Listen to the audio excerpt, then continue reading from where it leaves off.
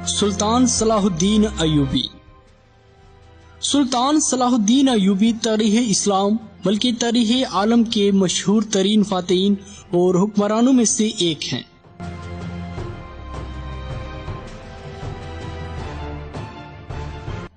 وہ 1138 میں موجودہ عراق کے شہر تکریت میں پیدا ہوئے. ان کی زیر قیادت ایوبی سلطنت نے مصر، شام، یمن، عراق، حجاز اور دیار بکر پر حکومت کی.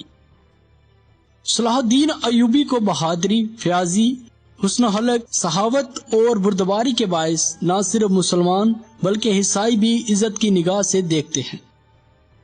صلاح الدین کو فاتح بیت المقدس کہا جاتا ہے، جنہوں نے 1187 میں یورپ کی متحدہ افواج کو عبرتناک شکست دے کر بیت المقدس ان سے آزاد لیا تھا. شروع میں وہ سلطان نور الدین زنگی کے یہاں ایک فوجی افسر تھے. مصر فتح ہو جانے کے بعد صلاح الدین کو 1171 میں مصر کا حاکم مقرر کر دیا گیا. نور الدین زنگی کے انتقال کے بعد چونکہ اس کی کوئی لائق اولاد نہیں تھی، اس لیے صلاح الدین 1174 میں حکمرانی پر فائز ہوئے. مصر کے بعد صلاح الدین نے 1182 تک شام، موصل، حلب وغیرہ فتح کر کے اپنی سلطنت میں شامل کر لیے. اس دوران صلیبی سردار رینالڈ کے ساتھ 4 سالہ معاہدہ صلح ہو چکا تھا، جس کی روح سے دونوں ایک دوسرے کی مدد کرنے کے پابند تھے. لیکن یہ معاہدہ محض کاغذی اور رسمی تھا. صلیبی بدستور اپنی اشتعال انگیزیوں میں مصروف تھے اور مسلمانوں کے قافلوں کو برابر لوٹ رہے تھے. حطین کی فتح کے بعد صلاح الدین نے بیت المقدس کی طرف رخ کیا. ایک ہفتہ تک خونریز جنگ کے بعد عیسائیوں نے ہتھیار ڈال دیے. بیت المقدس پورے 91 سال بعد دوبارہ مسلمانوں کے قبضے میں آیا اور تمام فلسطین میں مسیحی حکومت کا خاتمہ ہو گیا.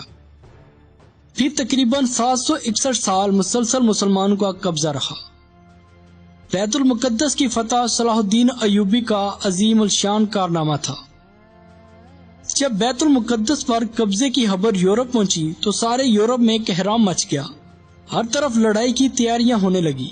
جرمنی، اٹلی، فرانس اور انگلستان سے فوجوں پر فوجیں فلسطین روانہ ہونے لگی. یورپ کی اس متحدہ فوج کی تعداد 6 لاکھ تھی. عیسائیوں کا سلطان کے ساتھ 11 بار مقابلہ ہوا. سب سے اہم مارکہ رسوف کا تھا. سلطان نے جواں مرتی اور بہادری کی درخشندہ مثالیں پیش کی.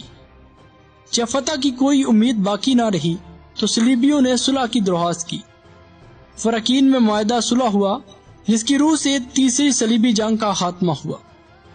اس صلیبی جنگ میں سوائے حقہ شہر کے عیسائیوں کو کچھ بھی حاصل نہ ہوا اور وہ ناکام واپس ہوئے. رچرڈ شیردل سلطان کی فیاضی اور بہادری سے بہت متاثر ہوا. جرمنی کا بادشاہ بھاگتے ہوئے دریا میں ڈوب کر مر گیا اور تقریباً 6 لاکھ عیسائی ان جنگوں میں کام آئے. تیسری صلیبی جنگ میں سلطان صلاح الدین نے ثابت کر دیا کہ وہ دنیا کا سب سے طاقتور ترین حکمران ہے.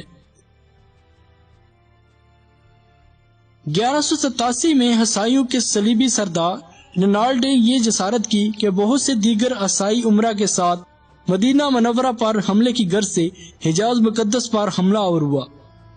سلطان صلاح الدین ایوبی نے ان کی سرگرمیوں کی روک تھام کے لیے اقدامات کیے اور فوری رینالڈ کا تعاقب کرتے ہوئے حطین میں اسے جا لیا. سلطان صلاح الدین ایوبی نے یہی دشمن کے لشکر پر ایک ایسا آتش گیر مادہ ڈلوایا جس سے زمین پر آگ بھڑک اٹھی.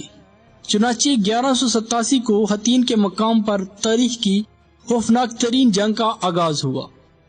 اس جنگ کے نتیجہ میں 30,000 عیسائی ہلاک ہوئے اور اتنے ہی قیدی بنا لیے گئے. رینالڈ گرفتار ہوا اور سلطان نے اپنے ہاتھوں سے اس کا سر قلم کیا. 4 مارچ 1193 میں 56 سال کی عمر میں سلطان صلاح الدین انتقال کر گیا. اسے شام کی موجودہ دارالحکومت دمشق کی مشہور زمانہ امی مسجد کے نوا میں سپرد خاک کیا گیا. صلاح الدین نے کل 20 سال حکومت کی.